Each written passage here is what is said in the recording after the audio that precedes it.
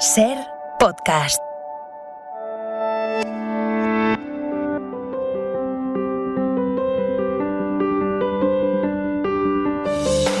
Hola, soy Esther Sánchez. Soy David Botello y esto es La Historia en Ruta. Pedro I de Castilla fue un tipo tan complejo, con una vida tan agitada y en una época tan movida que ha pasado a la historia como el cruel, que es como casi todo el mundo lo conoce, o como el justiciero, que es el mote que le pusieron sus compilloguis. Y así con todo. Para descubrir a este personaje tan fascinante, os proponemos un viaje cronológico por sus lugares y por su tiempo. Viajaremos por la peste negra, por sus 3 bodas, por la guerra de los 100 años y la de los 2 Pedros, por sus leyendas, sus crónicas y sus romances, por sus crímenes y por su muerte en Montiel. Hoy se sube a la historia con nosotros José Mota, que es humorista, actor, imitador, guionista, director, productor y de Montiel, casi nada. Bueno, ¿qué tal? No es, la única verdad que has dicho es que soy de Montiel. Esa es la gran verdad, porque el resto, una persona tan joven como yo, es imposible que le haya dado tiempo a tanto. Efectivamente. O sea, gracias por tanto título que me has puesto, pero... ¿Le te ha dado tiempo, entonces? No me dio tiempo. Con que digas persona... Lo puedes haber resumido con 2 palabras, talentoso y currante. Bueno, tú que me aprecias y me quieres. Es así. No, pero que te admiro mucho, claro, y que estamos muy agradecidos de que te hayas subido a la historia con nosotros hoy. Es un placer. Y más de la historia de Montiel, un hecho histórico tan importante como la muerte del rey don Pedro el 23 de marzo de 1369. Sí, porque además tú eres muy fan, ¿no?, de Pedro I. Bueno, todo montieleño, ¿no? Date cuenta que el pueblo entero se vuelca en esas fechas, en unas jornadas histórico-medievales en torno a la muerte del rey don Pedro, ¿no? Y bueno, se pone el pueblo... Bueno, ahora con la pandemia, evidentemente, pues no se ha podido... pero se retomarán, si Dios quiere, porque es uno de los puntazos que tiene Castilla-La Mancha en estas jornadas y convoca a un montón de gente interesada en, pues de alguna manera me parece que es súper bonito recuperar ese legado histórico que la propia historia, válgame la redundancia, nos dejó y al pueblo de Montiel, algo tan valioso, ¿no? Porque ahí cambia la dinastía. Claro, claro. Sí. Entran los Trastamara, muere don Pedro y o sea, cambia todo, ¿no? A partir de ahí cambia la historia entera de España. Claro que sí, pues de eso vamos a hablar en el programa de hoy. Vamos a reivindicar esa figura de Pedro I, el cruel justiciero, podríamos decir así. Y bueno, pues eso, nos vamos de ruta. Si quieres acompañarnos, súbete a la historia.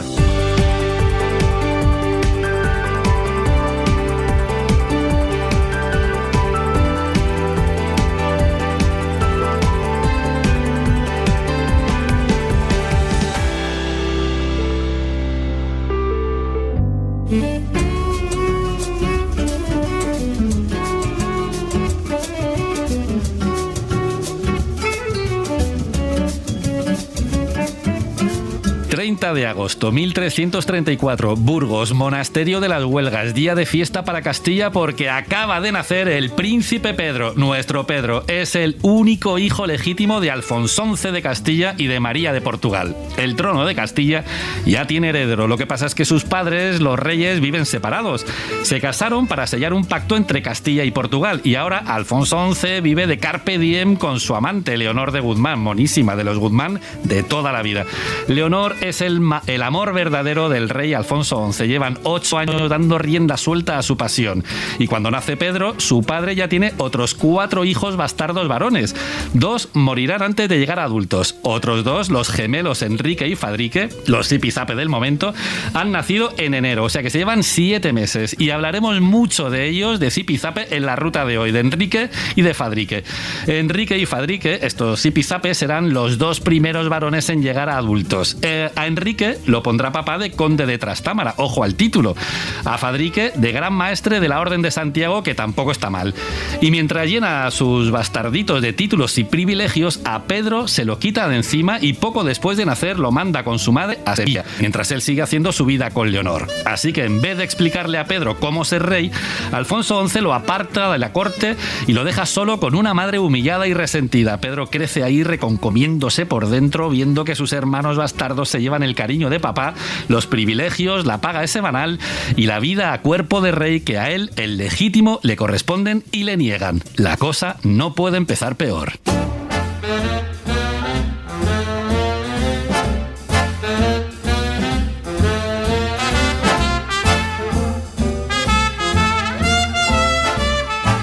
damos un salto espaciotemporal hasta el campamento cristiano que ha puesto sitio a Gibraltar, año 1350, plena reconquista. Momentazo.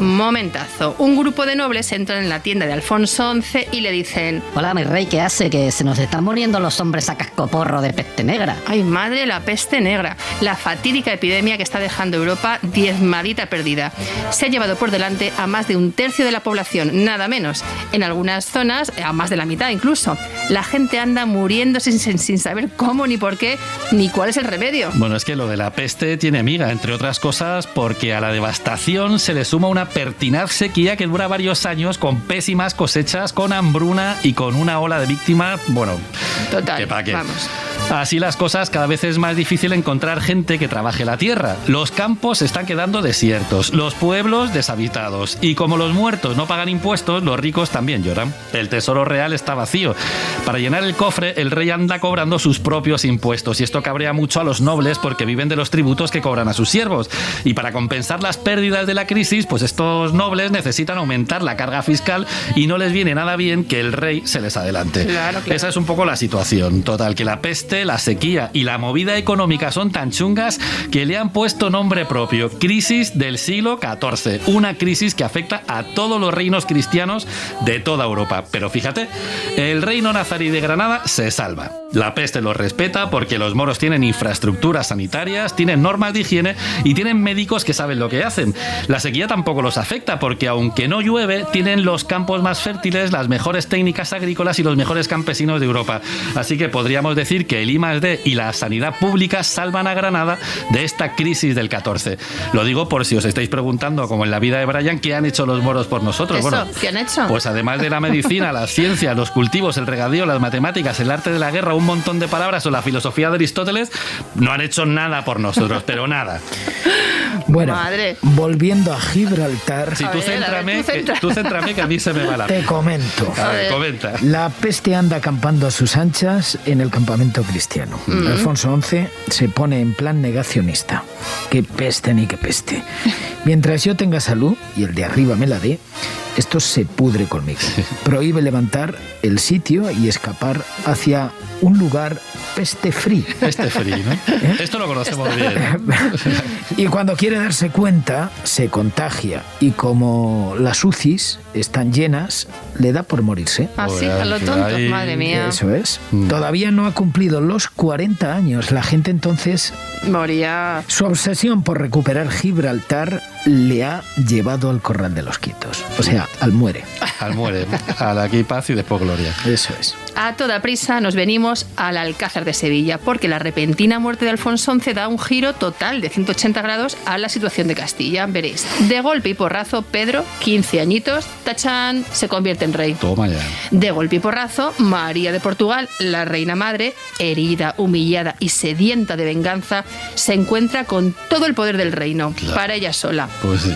Y de golpe y porrazo, Leonor de Guzmán, la amante viuda de Alfonso XI, se queda sola, porque sus compilloguis se vienen a Sevilla a hacerle la pelota al nuevo rey. Madre, cómo cambia la cosa. sí. Fíjate. Y cuando el cortejo fúnebre de Alfonso XI llega a Sevilla, Pedro y su madre salen a recibirles en son de paz. Claro. Leonor no viene porque dice que está muy malamente de lo suyo. Está malita, ¿no? Se ha malita. puesto pachucha. Exactamente. Sí. Aunque todo el mundo sabe que no se fía ni un pelo de las intenciones de la reina madre, María de Portugal. No es por no ir, ya sabes, y para nada es tontería. Los que sí llegan con el cortejo fúnebre son sus hijos, Enrique y Fadrique. Zipizape, que decíamos Estos, antes, ¿no? La nueva situación les ha despertado el instinto familiar y ahora quieren formar parte de la vida de Pedro. Anda, ahora ahora sí, sí. ¿no? Ahora sí. Igual que ahora sí, antes no. Pero ahora sí. Ahora sí. De paso, quieren asegurarse de que no la pague con ellos ni con su madre. Claro, o sea, claro. Ellos ya saben un poco Claro, el se terreno olían. que pisan, ¿no? Claro. No lean la tostadilla, dice, antes de que se queme, ¿entiendes? Pedro I les da todas las garantías del mundo y cuando Leonor entra en Sevilla, ahí la detiene a la buena fin. A la buena fin. Desde su prisión, Leonor conspira, se monta una liga nobiliaria contra Pedro I y pone a la cabeza a su hijo Enrique. Poco después, Pedro se pone muy malamente enfermo. También. Lo que tiene, sea lo que sea, es tan repentino, tan extraño y tan grave que empieza a pensar que le han envenenado. No, madre vaya, mía. vaya. Bueno, Pedro a lo mejor lo piensa él solito, lo del envenenamiento, por lo de la liga nobiliaria y estas cosas. Claro, que es que no se fía ni un pelo de todos estos. O a lo mejor lo piensa porque su madre anda ahí mal metiendo y se lo ha dicho, ¿no? El caso es que Pedro empieza a ver enemigos por todas partes. No se fía ni un pelo de los nobles con Pillogi y de Leonor y empieza a tomar decisiones drásticas. Pero todavía no son muy chungas. Lo primero que hace es levantar el sitio de Gibraltar, firma la paz con Granada, se alía con ellos y se trae las tropas reales a Sevilla. Las necesita todas a su disposición, porque las conspiraciones que tiene en casa son mucho más peligrosas que los moros. ¿Dónde va a parar? Ordena detener a Enrique y a Fadrique, a Zipizape, que salen por patas. Ya vamos viendo que la relación con la familia no es precisamente fluida y convoca cortes en Valladolid. Vámonos para allá. Venga.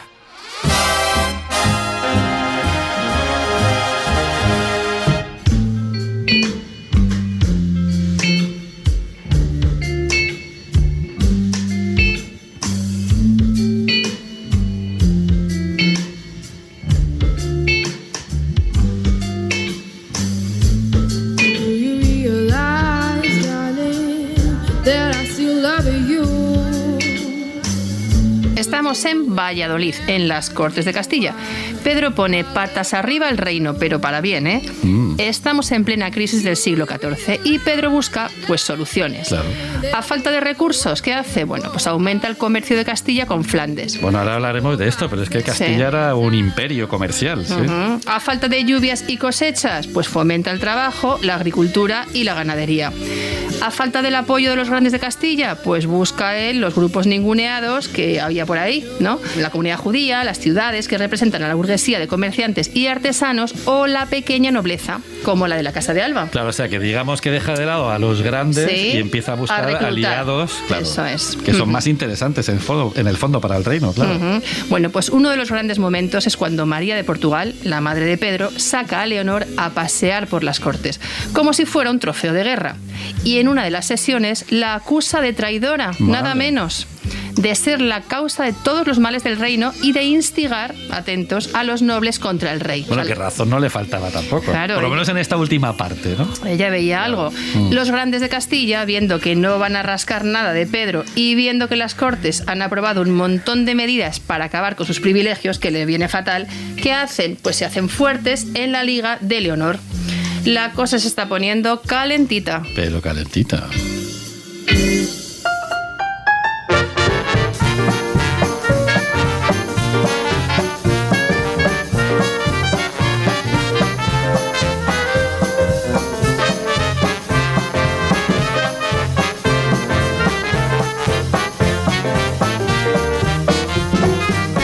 Pasamos rápidamente por Talavera de la Reina. En poco más de un año, Pedro ha tenido a Leonor de Guzmán de Castillo en Castillo. Y ahora se la ha traído aquí, al Alcázar de Talavera. Y aquí, Leonor se va pa'l corral de los quietos, como decía antes José.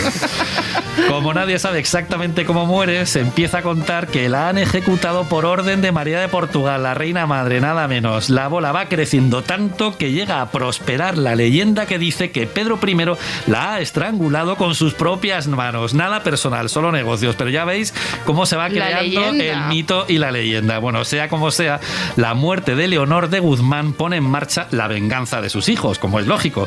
Ahora sí, la semilla de la guerra civil está sembrada. Y esto ocurre en Talavera de la Reina. Talavera de la Reina. ¿Talavera de la Reina quién? El rey. Si te lo están diciendo. Exacto pensado. Claro. Bueno, pues vamos a dar otro salto para venirnos al castillo de Aguilar de la Frontera, Córdoba.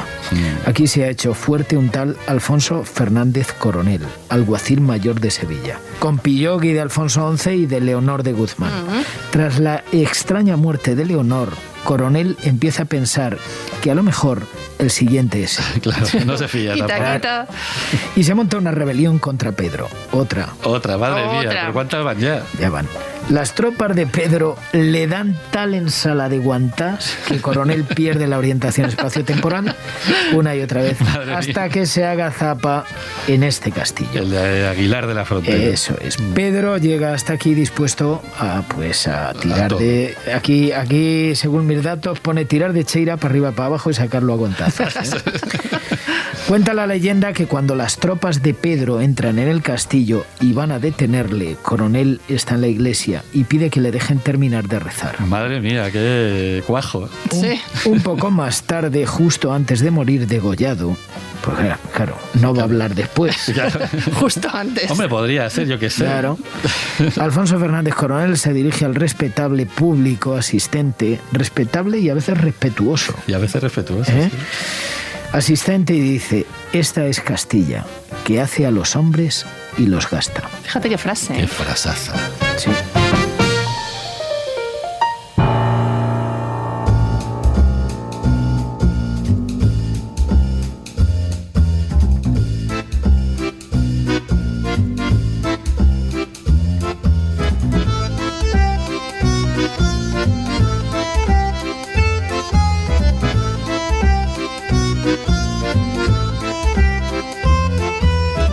Y volvemos a Valladolid vestidos de bodorrio porque Pedro está a puntito de casarse. Pero antes hay que contar 4 cositas. Estamos en plena guerra de los 100 años entre Inglaterra y Francia. Luego hablaremos mucho de esta guerra.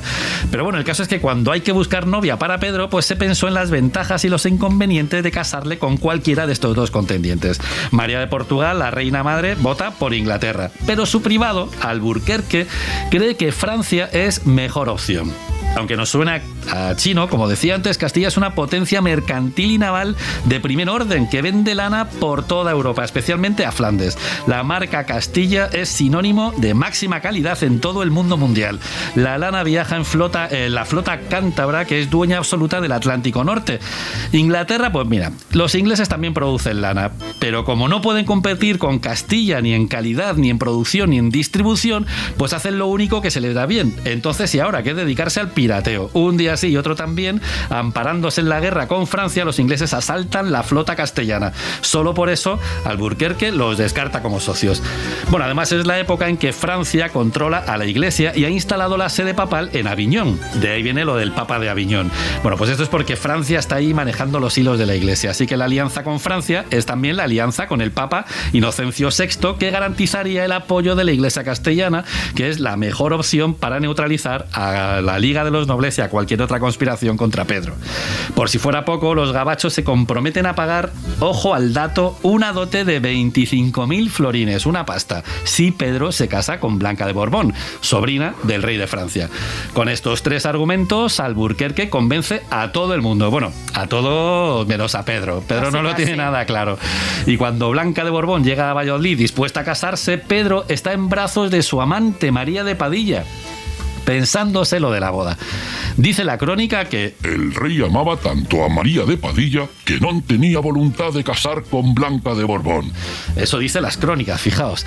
Y bueno, pues anda haciendo el remolón durante un par de meses hasta que por fin se decide a casarse. Pues sí, se decide. Ella tenía 14 añitos, él 19. Tampoco es una diferencia. Bueno, son felices y comen perdices, sobre todo durante los festejos, que se come mucho. Pues bueno, sí. No les da tiempo a mucho más, porque 3 días después de la boda, todo salta por los aires. No, ¿qué pasa? Sí, las revistas de papel cuché de la época nos dicen que durante la noche de bodas, la pobre Blanca, inocentona, confiesa a Pedro, atentos, que su padre, el rey francés, anda sin un duro y no sabe cómo va a pagar la dote. Bueno, aquí la cosa se tuerce. Claro, 3 días después la sospecha se hace realidad. Francia no piensa pagar los 25.000 florines. Ay, madre. Qué momentazo. Qué... Pedro se siente burlado. Hombre, claro. Normal. ¿Y qué hace? Abandona a su señora, despidiéndose a la francesa. Claro. Ordena. Valga la paradoja. Ordena, ya tardaban, que la encierren en el castillo de Arévalo. Sí, es que ya estábamos tardando en encerrar a otra. A una mujer en un castillo. Hemos enterrado a Leonor y nos faltaba Blanca de Castilla. Esto es un clásico. ¿Y el que hace? Pues va donde quiere estar, que es con María de Padilla. Claro. Nunca más volver a ver a Blanca, la pobre, que no entiende nada. Claro. Está que no entiende nada con sus 15 añitos. La delegación francesa se retira cabreadísima, Castilla rompe con Francia, todo es un desastre y Alburquerque Alburquerque, que es el que lo aconsejó, pues cae en desgracia. Normal. Y se suma a la Liga Nobiliaria, que monta una nueva revolución. Que esto es un no parar de revoluciones. No parar, madre mía. Una nueva rebelión, ¿no? Sí, rebelión. Eso es.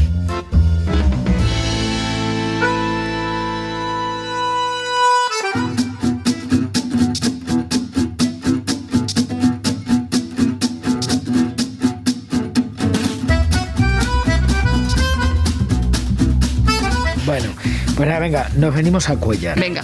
Vestidos otra vez de boda. ¿Otra vez? Cuando todavía no ha pasado ni un año desde la boda vallisoletana, Pedro I vuelve a casarse otra vez. Que le gusta una boda, le gusta una boda. Si está casado ya con la francesa. Ay, madre. Sí, pues así. Esta vez la novia se llama Juana de Castro. Entre una boda y otra ha conseguido que 2 obispos despistados le anulen la primera boda. Anda. Y con los papeles arreglados, Pedro y Juana se casan aquí en Cuéllar. Aquí pasan la noche de bodas y aquí, al día siguiente, Pedro I sale corriendo y deja plantada a su esposa, a su segunda esposa. O sea, se vuelve a marchar, pero segunda un día fuga. después. Segunda fuga. Es un crack. Era muy de irse. Era muy de irse, sí. Le dabas una boda y enseguida se iba. Claro, es que él estaba enamorado ya, bueno. Sí, exactamente. Yo venía enamorado. Claro. Por lo que se ve, Pedro se entera de que Blanca está cabreada y ha pedido ayuda al Papa Inocencio IV. Vale, Blanca la primera esposa. La primera, que está ya en el la niña. castillo ahí. Eso es, no es para menos. Claro. Y el Papa le ha mandado un SMS a Pedro para tirarle de las orejas, pedirle que se deje de zarandajas y que vuelva con Blanca. Si no quiere que lo excomulgue por, iba a decir vígaro, no, vígamo. Por vígamo, claro, es que está casado Es 2 que, veces. claro. Madre Qué lío. Sí. Así que ahora que Pedro se ha casado, el Papa va por todas. Se monta el llamado Partido de Blanca y cuaja. Cuaja y lo peta. Bueno. Claro. Entre otras cosas, porque acaba de darle a la Liga Nobiliaria la excusa perfecta para justificar su rebelión. Claro. Defender como caballeros a la reina Blanca. Alrededor del Papa, el partido de Blanca se llena de todos los que tienen alguna cuenta pendiente con Pedro. Ya. Los grandes de Castilla, los compañeros vengadores del honor, el clero, el pueblo llano. Bueno, moraleja, nunca pongas a un papa en tu contra. Pues no es buena idea. No conviene nada. Buena idea.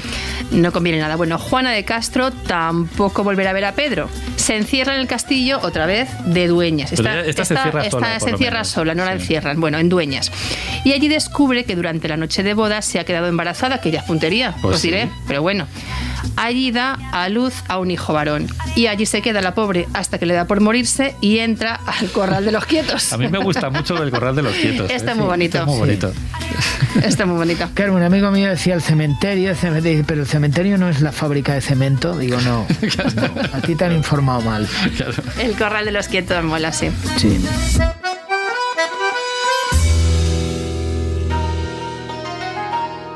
Bueno, y no podemos despedirnos de Juana sin hablar de su hermana Inés de Castro, que es una de las mujeres más famosas de la época.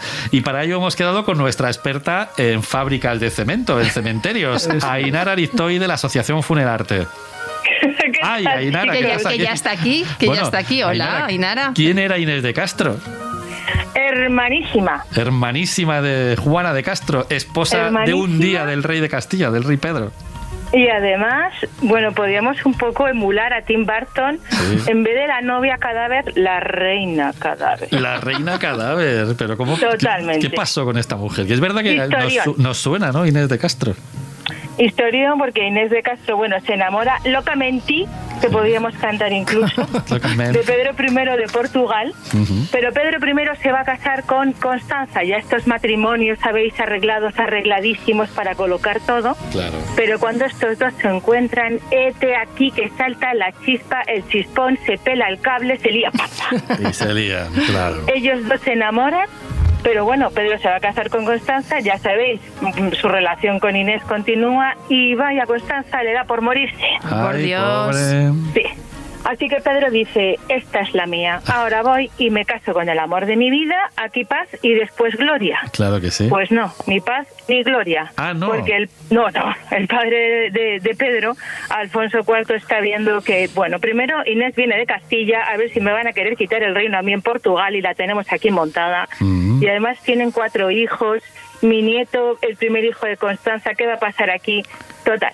Que al hombre le da por enfadarse muchísimo, ponerse al matrimonio, tanto es así que su hijo le monta una guerra por amor. No, Madre. la guerra por amor, madre mía. Por amor, pero además guerra a tu padre por el amor de tu vida, porque es trágico, si no tendría un argumento de película maravilloso. Claro.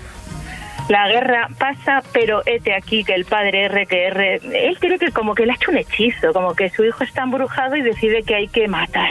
Hay que a Inés de matarla. Castro. No. Matarla directamente. Padre, de hecho, madre. va a contratarla, va a pedir la ayuda a 3 caballeros para que se carguen, se la quiten del medio. Ninguno se apiada y al final asesinan a Inés de Castro. Inés Sí. Madre mía. Imaginaos el dramón. El pobre Pedro de Portugal, absolutamente enamorado, destrozado, desquiciado. Bueno, pues organiza esa guerra civil, una guerra que, bueno, pasa después de 2 años en lucha con el padre. Va a llegar al trono cuando fallezca su padre. Fallecido el padre, fallecida la mujer, a don Pedro se le vuelve a cruzar un cable. Sí. Y cuenta la leyenda. Esto ya no hay historiador que lo confirme por escrito, porque es que la historia es rocambolesca total. O sea, Cuenta la leyenda. está más cerca de la leyenda que de la realidad, posiblemente, ¿no? Posiblemente. Luego hay 2 teorías que puede ser que hayan terminado en el teléfono escacharrado. Sí, pero bueno, ¿qué Puede cuenta ser la que leyenda? sí. Cuéntanos qué cuenta la leyenda. La leyenda, vamos a la reina muerta. Sí. Porque resulta que don Pedro de Portugal desentierra el amor de su vida 2 años después de estar ya enterrada y enterradísima. Ay, madre, 2 años. mía. 2 años, imaginaos, no vamos a ahondar, No. pero imaginaos el estado, en fin. Que a lo mejor La olía y viste, todo, ¿no? Digo yo, porque por mucha esencia que pusiera para que se... En fin, bueno. En fin. Dicen que la vistió de reina, Anda. que la sentó en el trono Ujú. y que obligó a toda la corte a reconocer a la nueva reina muerta Ah. y además incluso a besarle la mano en un acto de respeto. Fíjate, madre mía. La cosa es que hay quien dice, lo digo lo del teléfono escacharrao, porque podría haber sucedido que, bueno, en realidad hubiera coincidido el traslado de restos al monasterio donde está actualmente el sepulcro, además maravilloso sepulcro, por cierto, ¿eh? Os recomiendo que lo busquéis. En el el monasterio monasterio de Alcobaza, en Portugal, es donde está ahora mismo la reina muerta. Junto. Pudiera ser que hubiera coincidido con ese traslado, y es verdad que en Portugal había una tradición post-mortem de besar la mano de los monarcas recién fallecidos, no a los 2 añitos. Claro, recién, esto no era recién. O sea Claro. que igual ha cogido la leyenda de aquí y de allí y nos ha montado aquí este tinglado tan romántico, Claro. ¿no? La otra parte es que le podrían haber hecho, ¿sabéis?, una máscara mortuoria con cera, pues para tener el rostro más fidedigno posible de la difunta, y pudiera haber sido que Pedro hubiera puesto lo que es la máscara de cera, no el cadáver vestido de reina en la sala. Ya. Pero los teléfonos escacharrados ya sabéis en lo que acabamos, en un Sí. besamanos a un esqueleto vestida de reina, la reina muerta. Vale, y esto para que nadie se llame a engaño, este es Pedro I de Portugal, no De Portugal. Pedro I de Castilla, casado con Inés de Castro, que Hermana. era la hermana de Juana de Castro, la mujer de un día de Pedro I el Cruel. La mujer de un día, eso está bien. La mujer de un día. Lo Me que ha le duró. encantado lo del el corral, ¿eh? Me lo voy a quedar también sí. para mí. Sabes que tenemos a José Mota, que bueno, en fin. ¿Qué tal? Yo esta expresión me la apropio y además ya poniendo reina muerta, el corral de los difuntos, un besamano esquelético. Vamos, tengo un cóctel. El corral de los Molotov. quietos, corral de los quietos. Corral de ojo, los cuidado. quietos, ojo, cuidado. Claro. Bueno, Ainara, pues muchísimas gracias por subirte a la historia con nosotros. Chicos, un beso. Abrazo. Un abrazo grande, un beso. Chao. En la historia en ruta nos venimos a Sanlúcar de Barrameda. Aquí una flota aragonesa que acaba de llegar en busca de víveres captura 2 barcos castellanos que vienen de Génova, llenitos de mercancía. Por casualidad, Pedro I está aquí de testigo.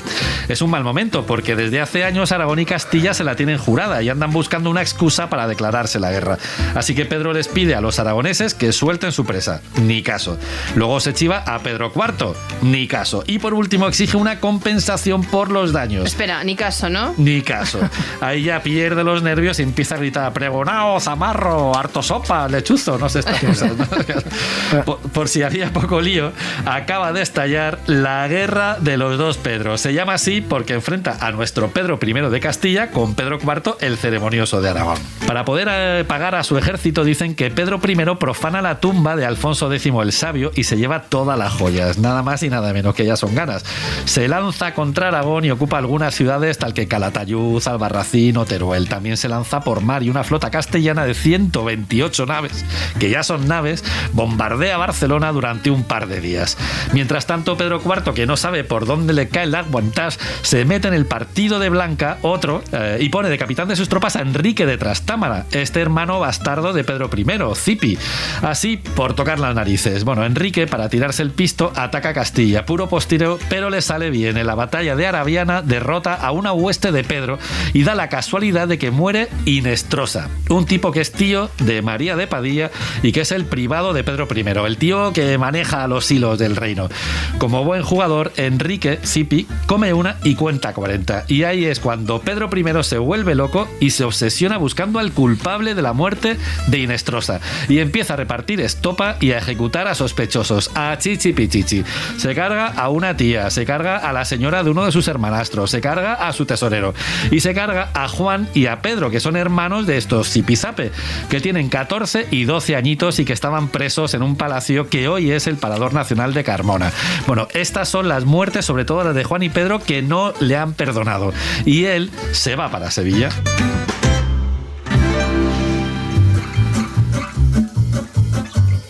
Y Sevilla es la ciudad favorita de Pedro I, porque entre batalla y batalla le gusta venirse por aquí. Aquí está instalada la corte, aquí tiene sus mejores palacios y aquí viven los Guzmán, que son los parientes de Leonor que están en el bando de Enrique. Pero Pero. Cuenta la leyenda que Pedro quería acabar con todos los Guzmán. Una noche esperó a un Guzmán en lo que hoy es la calle de la Cabeza del Rey Don Pedro, en el centro de Sevilla. Uh-huh. Y ahí le dio matarile. Ay, madre. Lo mató, se lo cargó. Sí. Del tirón. Sí. No se lo pensó 2 veces. Sí. ¿Y esto tendría consecuencias o qué? Pues para el muerto no, porque cuando te pegan el viaje, pues te quedas... Poco tienes que decir, ¿me entiendes? Claro, ahí está todo solucionado ya. Hombre, consecuencias, sí, en el extrarradio, seguro, ¿no? Claro. Y evidentemente cuando los Guzmán se enteran, claman justicia. Claro.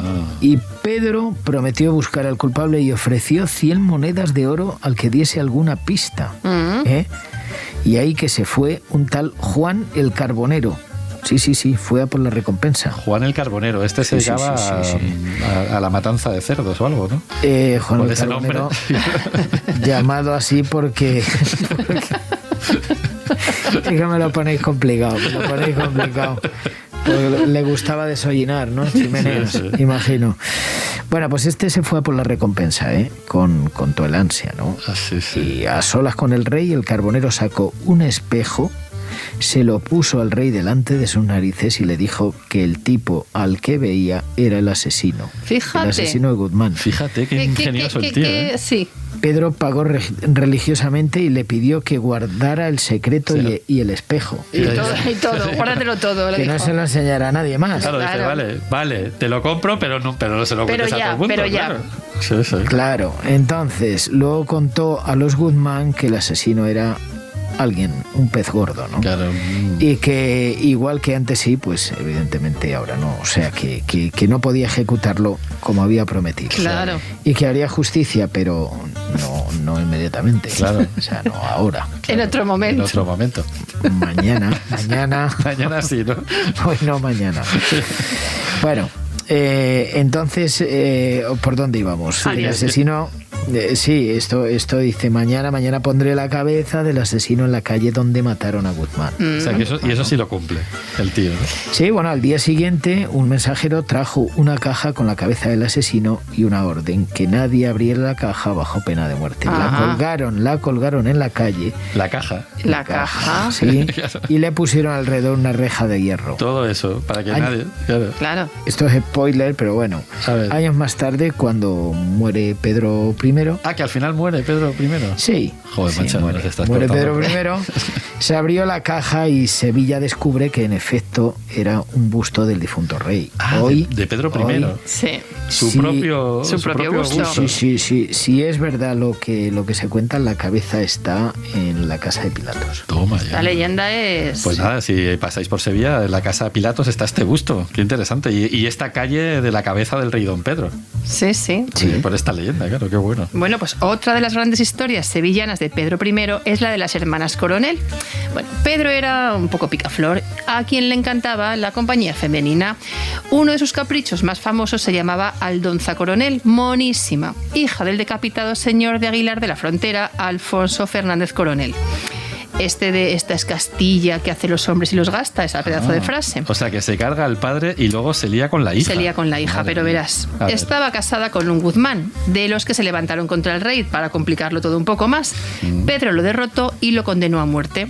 Aldonza le pidió clemencia para que le perdonara la vida. Y no solo fracasa, no. Es que en un extraño giro, que es bastante extraño, Aldonza se convierte en amante oficial de Pedro I. O sea, a ver, vamos a ver. Es Le que corta la cabeza al padre, Sí. degolla al padre, Sí. luego se carga al marido y se Sí. lía con él. Madre. Le dice que vaya a pedir clemencia y se acaba liando con él. Bueno, Madre mía.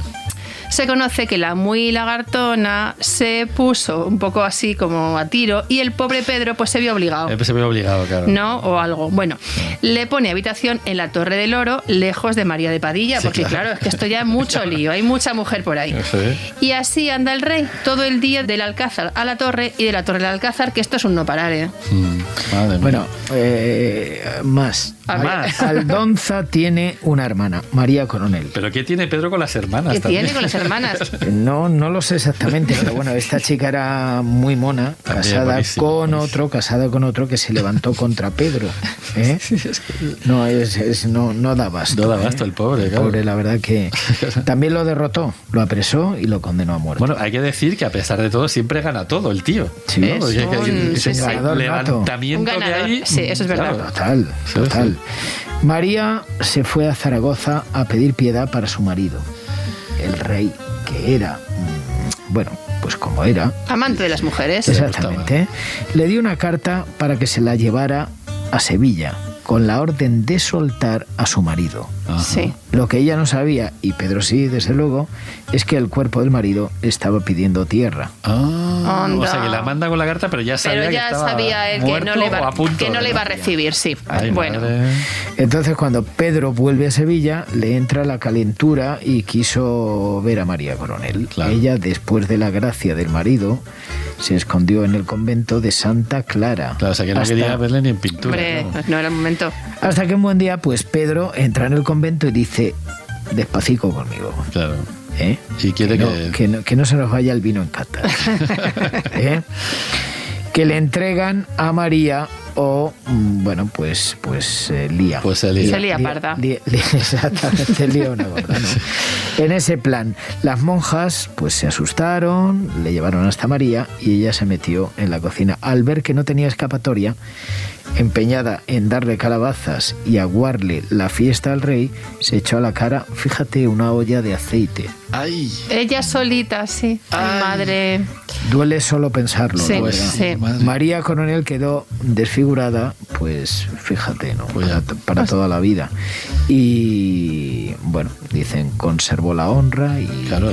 O sea que... y todo lo demás que ya os podéis imaginar, ¿no? Sí, Madre sí. mía. Bueno, hay una Madre versión, mía. hay una versión, he de decirte, igual de edificante, pero a ver, con menos gancho respecto a Pedro, porque aquí Pedro ni está ni se le espera. Que esta versión O sea, que es dice, otra versión que vas a contar. es otra versión anterior incluso, que dice que María Coronel estaba sola ahí en su palacio con el marido ausente en la guerra, cuando le vino a ella un ardor, unos vapores, esto que tú dices, este Sí. trastorne para arriba, este Sí. trastorne para abajo, y antes de caer en la tentación de la carne, cogió un tizón ardiendo y se lo metió por sálvase a la ¿Pero parte. qué me No te estás digo contando? más. O sea, no voy a decir por dónde se lo metió, pero lo podéis nada imaginar. más. Y desde entonces la llaman la dama del tizón. Ojo Madre ahí. mía. Luego, María... ¿Pero quién a quién se lo puso? Ella, a sí sí misma, Ella estaba sola. para no caer en la tentación. Aquí no está Pedro, aquí ella está sola en su castillo. Y como el marido está lejos y ella siente esa tentación, esa llamada de la carne, para no sucumbir al pecado, pues... Sí, quiere decir que fogosidad con fogosidad se apaga. Efectivamente. Desde luego, nunca mejor dicho. Fuego corta otro, ¿no? Un cortafuegos. Un cortafuegos.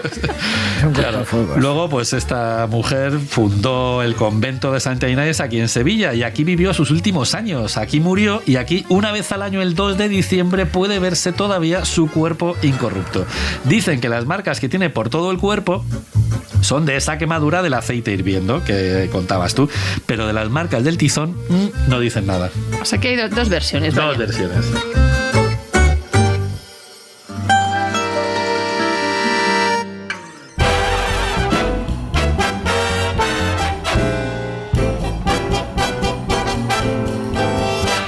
It don't mean a thing if it ain't got that swing.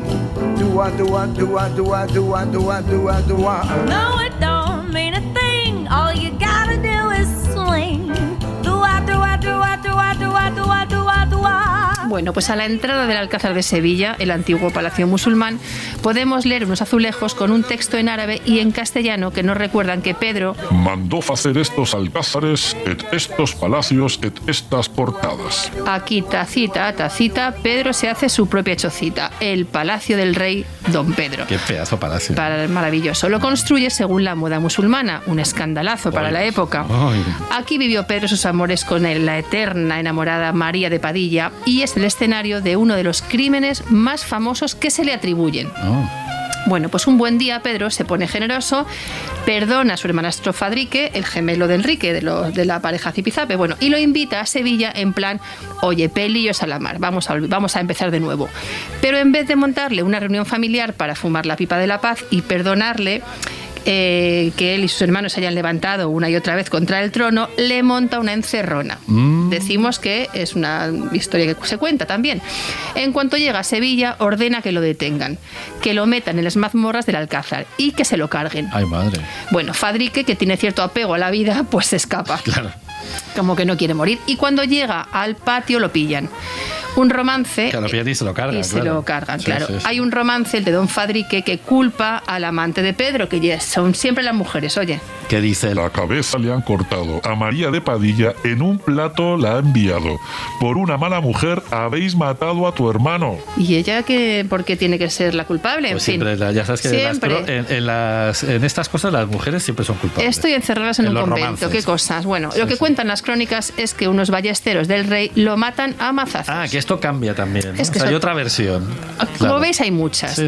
Y la leyenda negra, insisto, de Pedro I, dice que es el propio rey quien lo mata con sus propias manos y que luego, delante de su cadáver, se da un banquete que ya son ganas y que esto es otra leyenda también. Claro, o sea que ya vamos viendo como de una cosa que pues posiblemente Fadrique muriese y pues ya al final acaban echando la culpa al pobre Pedro, que también le carga. La gente malmete mucho. Y le La van gente cayendo, malmete pues mucho, sí, ¿eh? oye. De todas maneras. Total, que viendo que Pedro se está descontrolando, los nobles se ponen en modo cuando las barbas de tu vecino veas pelar y se pasan al bando de Enrique. Pese al postureo y sus escasas glorias militares, Enrique gana durante la guerra de los dos Pedros muchos partidarios. Claro, que se va todo el mundo para allá con él. Claro, y de repente, aprovechando la refriega con Aragón, los musulmanes de Granada atacan Castilla.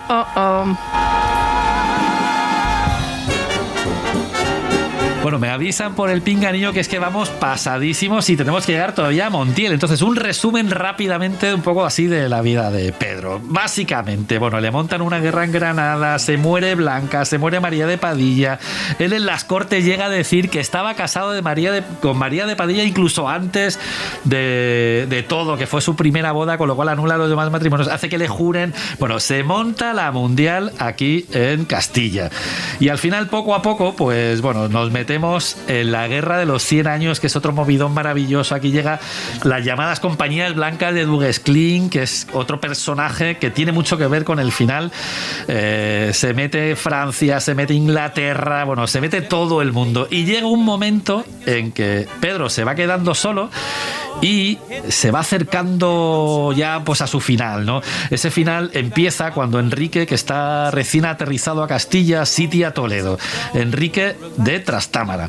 Y Pedro, que se ha vuelto a quedar solo, pues se va para allá. Nobleza obliga. Alguien avisa a Enrique y Enrique se va a por Pedro y lo encuentra por el camino.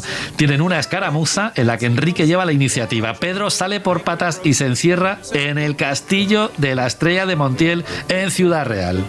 Así es, ahí yo también quería llegar a Montiel, mi pueblo y el vuestro a partir de ahora. Bueno, pues encantadísima iría. Nos sentimos muy de Montiel, de toda la también. vida. Lo vais a pasar súper bien. Si venís a las jornadas histórico-medievales que cada año se organizan, estáis invitados. Además, os puedo decir que en 2019, si no me falla la memoria, se celebró el 650 aniversario. 650, madre mía. Ya son años. De la muerte de Don Pedro, que si te das cuenta, claro, cuando pensamos, oye, nos gustaría vivir muchísimo tiempo, tal. Si Pedro lo hubiera deseado, oye, quiero vivir 500 años, hubiera palmado ya, 150 años muerto. O sea, quiero decir que es que el tiempo pasa, quieras o no, y todo llega, es acojonante, ¿no? Y pasa para todos. O Cristóbal Colón, quiero vivir 500 años, ya hubiera muerto. Hubiera muerto, claro, fíjate. Y era un montón, Hubiera 500. doblado.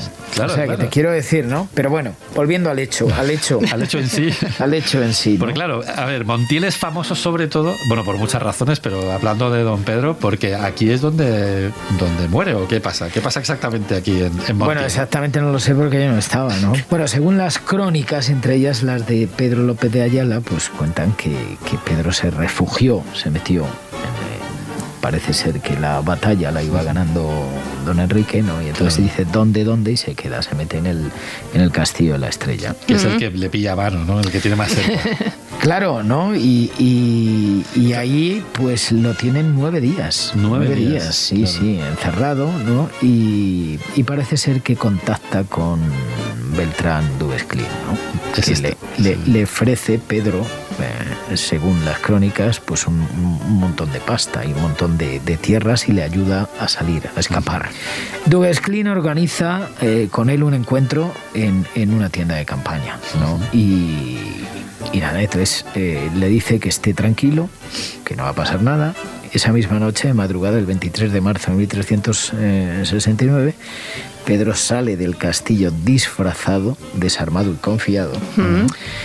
Y al entrar en la tienda de du Guesclin, la encuentra vacía.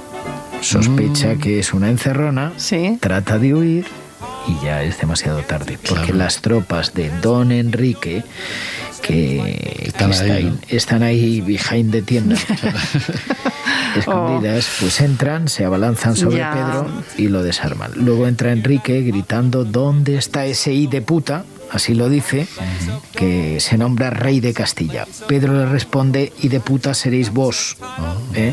Yo soy hijo legítimo del buen rey Alfonso.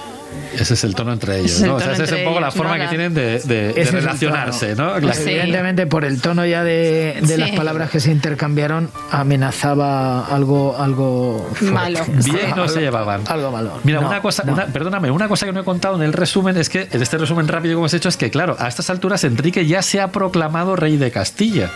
Con lo cual tenemos 2 reyes. Castilla en este momento tiene 2 reyes. Enrique, que se ha proclamado en Burgos, y por otro lado, Pedro, que lo había sido tradicionalmente. Con lo cual, claro, ahí está diciendo Enrique, por eso pregunta, ¿quién dice que es el rey de Castilla? Es el rey de Castilla soy yo.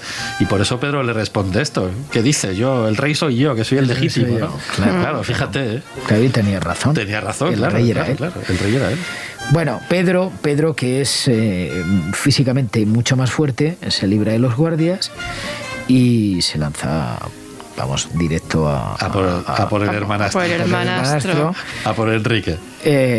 Lo desarma, o sea, se pone encima de él y cuando va a clavarle la daga en la garganta, du Guesclin agarra a Pedro por los pies, según las crónicas. Le da la vuelta y pone a Enrique encima. Claro. Pedro se queda ahí, pues imagínate. Bueno, esto... Pero a ver, Beltrán, que yo he pactado contigo, que te voy a dar el oro y el moro. Ya, ¿no? Pero y de aquí aquella famosa frase que ha quedado ya para la historia de ni quito ni pongo rey, si no ayudo a mi señor. Madre mía. Ese es el momento en el que Enrique aprovecha y le clava la daga a Pedro y lo mata. Claro. Y fin de la historia. Pedro tenía 35 años, ha sido rey durante 19 y esta escena se conoce como la tragedia de Montiel. Claro, y esto es lo que todos los años, en esa semana del 23 de marzo, me imagino que intentado que coincida siempre con fin de semana, se celebra en Montiel, ¿no? La muerte del rey Don Pedro. Claro, esta muerte del rey Don Pedro, que es uno de los grandes hechos históricos y que cambió la historia de Castilla, claro. Totalmente.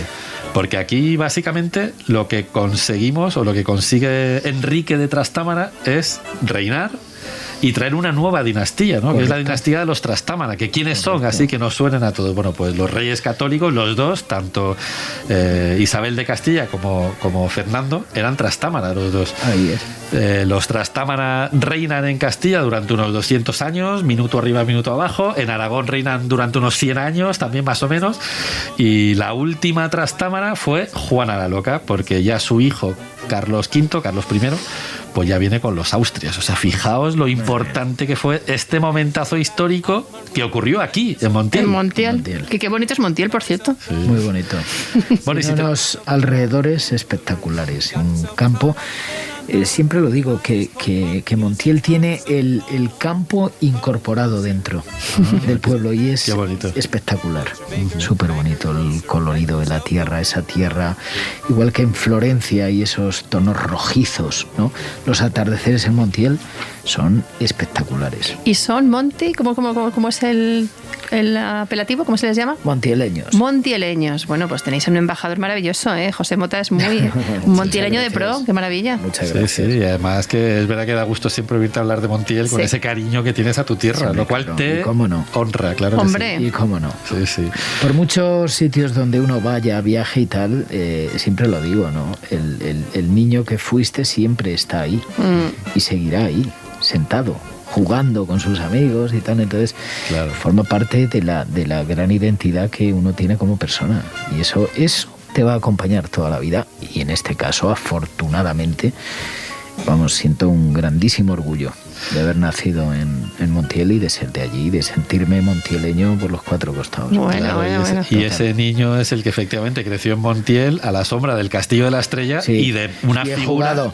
Y te tengo que decir que he jugado con un montón de compañeros allí en las murallas, por las murallas, que ahora, pues el castillo se está reconstruyendo, se está haciendo una labor maravillosa. Pues claro que sí.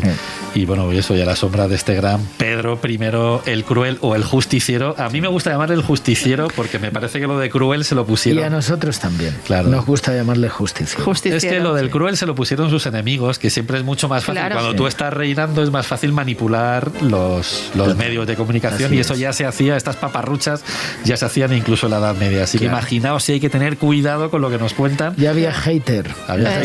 De otra manera, ¿no? Claro que sí.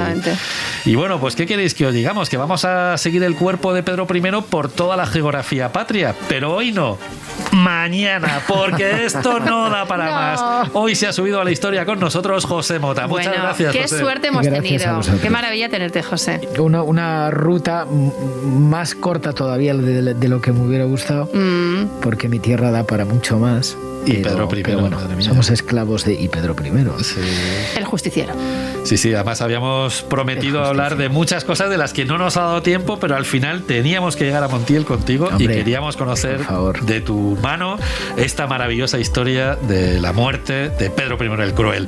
Juan Aranaz anda montándose una liga nobiliaria para conspirar y ver si consigue arreglar este desconcierto sonoro, y a los micrófonos, sin quitar ni poner rey, pero ayudando a Nuestra Señora la historia y el turismo, Esther Sánchez y David Botello. Te esperamos en la próxima ruta.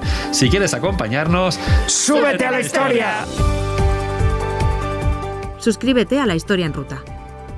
Todos los episodios y contenidos adicionales en la app de Cadena Ser y en nuestros canales de Apple Podcast, Spotify, iVoox, Google Podcast y YouTube.